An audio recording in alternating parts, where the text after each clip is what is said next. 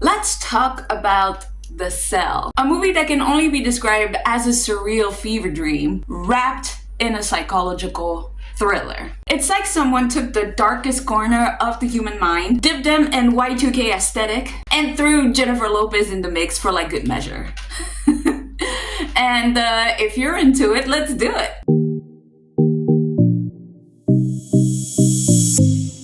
Hi, my name is Yuna and I talk about movies, series, documentaries, and everything in between. And today we're remembering this awesome 2000 movie called The Cell. Wait, are you talking about that 2000 thriller with Jenifer Lopez before she was J-Lo? Yes, that one. Yeah, the one where she beats up her husband. Oh no, not that one you're thinking of. Enough. No, this is the thriller one where she goes into people's minds. Oh, yeah. The one with the serial killer and like Vince Vaughn's in it for some reason. Yes. That one. I personally love this thriller a lot. It comes from the mind of Taram Singh, who at the time I knew worked on a lot of music videos, which I think is such a cool fact to know because it gives this movie specifically just a little bit more dimension in the MV type of look-aloud feel, which I think is so cool, especially coming from a music background. But anyway, the movie is starring Jenifer Lopez, like I said, as Catherine Dean, a therapist who uses experimental technology to enter people's mind. More specifically, the mind of Carl Stager, which is a serial killer. And he is played by Vincent Philip D'Onofrio. I think that's how you say it. And it was a great performance in that. Oh yeah, and there's like Vince Vaughn as the FBI agent somehow. Alright, so let's get into the plot. Again, I'm not going to give too much spoilers on this one, but there will be some spoilers, so you have been warned. So Catherine Dean, who is Jenifer Lopez, works with experimental technology that allows her to enter the minds of patients. And she's been using it to help a comatose boy trapped in his own body, or his own subconscious. And his name is Edward. Kind of a pain in the ass if you ask me. And at the beginning, there is a scene that I thought was quite funny, where like Jenifer Lopez is smoking up, which goddamn, say whatever you want about Jenifer Lopez, but she is one good looking person. Okay. I know, right? But why is she smoking again? She's trying to fall asleep. Oh yeah, and she's also watching Fantastic Planet. To fall asleep? Why would you choose Fantastic Planet? That's like the weirdest movie to fall asleep to. Why would you do that to yourself? I know, I had the exact same thought. That's like nightmare guaranteed type of watch. But anyways, a serial killer has been caught by the FBI, so Vince Vaughn. Well, damn, all these people be looking good in the early 2000s. Look at my man Vince. I thought the exact same thing. I had to take a double turn. I was like, who? Vince Vaughn? Huh? Ray?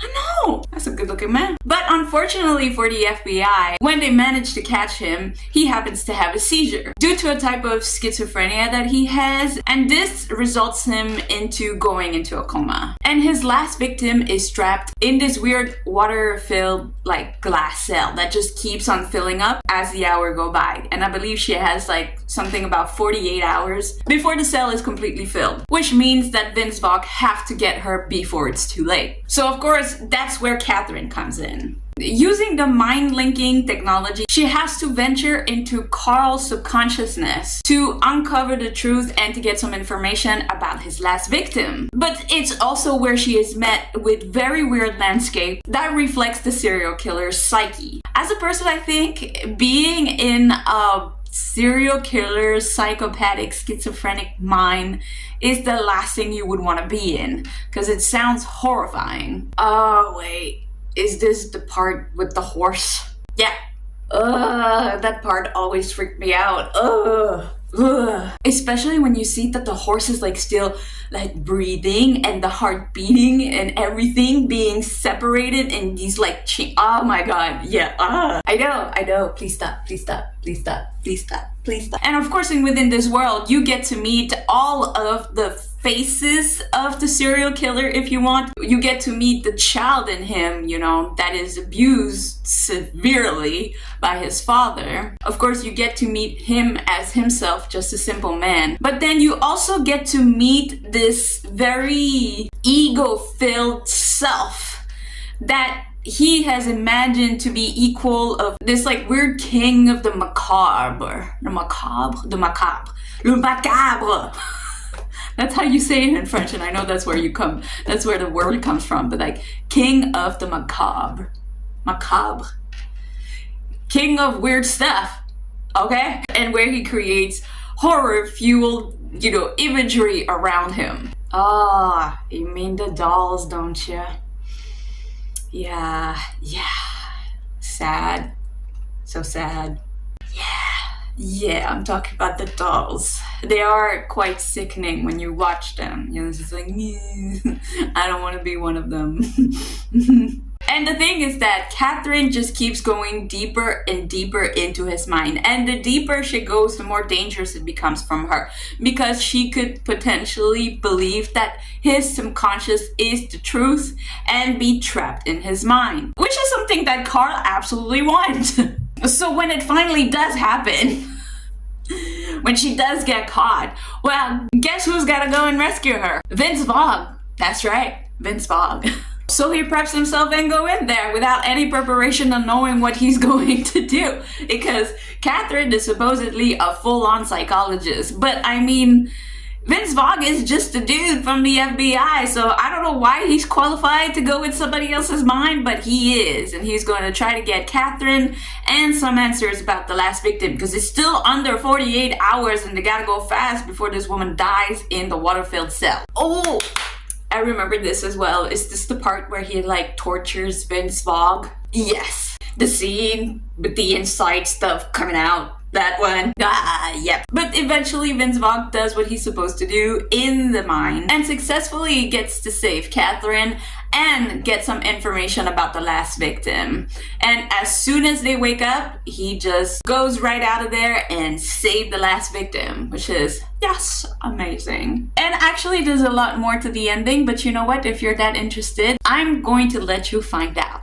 How about that? Why do you do that? Don't tease the audience. Oh, come on. They're going to want to know what happened. It's just a little light fun. It will make them want to watch the movie. I mean, this is a pretty brief recap, so, it's just giving them a little hint. Like, I gave them enough to get hooked, and then now they just gotta go watch it. And by the way, let's be honest. The Cell is not so much about the story plot. People show up to watch The Cells because of the incredible visual. Because let's be honest, there's been some incredible work going into this movie. Because sure, the plot is like Catherine is racing against time, we need to save a life, yada yada yada. But in between all of that, it just feels like the director is flexing his art degree just a little bit. Because he was like, I'm gonna give you a masterpiece that is more like a living art gallery than a traditional film. I think that's what he was going for. Again, the fact that he was big into music and making MVs gives it another dimension. Because if you look at the Losing My Relation by REM, which is also something that he's directed, you could see the similarities between this movie and the MV, which is really cool. And let's not forget the costume by Eiko Shioka. I think that's how you say her name. I'll put it right here. I'll put her picture. Look how pretty she is. Who basically turned every character's subconscious into like a fashion statement. It was unsettling. It was also gorgeous and deeply extra. Yes, she is amazing. I love every piece of jewelry, every costume. I love all of it. I know, the aesthetic is so cool. And it gives that Y2K vibe, especially like the futuristic vibe of what we thought futuristic would look like. That is not what it looked like, but is. You know what I mean? I love it. I know, right? I mean, did you see the like mask / jewelry thing that Jenifer Lopez is wearing in that scene where Vince Vaughn finds her in the mine? Oh yes, that was actually my favorite piece when he finds her and puts it on. Yes, gorgeous piece. Gorgeous. But actually, did you know, a little fun fact, that this film dream sequences were inspired by actual artwork. The director Tarsem Singh pulled a lot from surrealist artists such as Salvador Dali, H.R. Giger, and so on. This is basically what happens when you let an art major make a horror film. This is the result, which is pretty fantastic.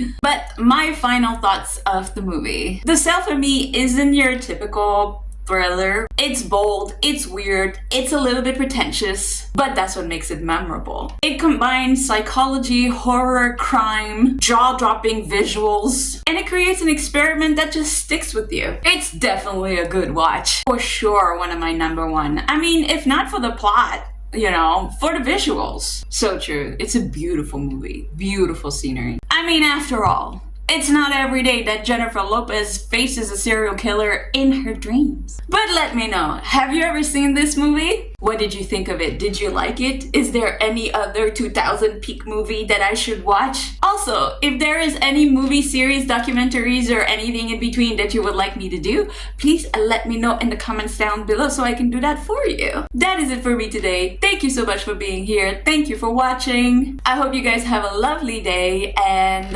bye-bye.